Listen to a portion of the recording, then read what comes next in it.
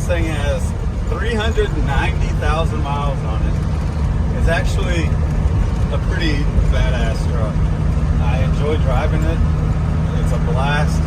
Of course, diesel costs a bunch right now, so that kind of sucks. Heater works, AC works, full drive works, everything works. It's pretty quiet on the inside, considering it is a 4-inch straight pipe all the way out the back.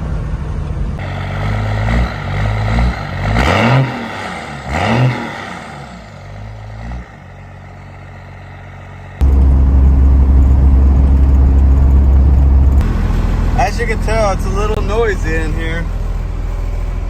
Things seem to shake.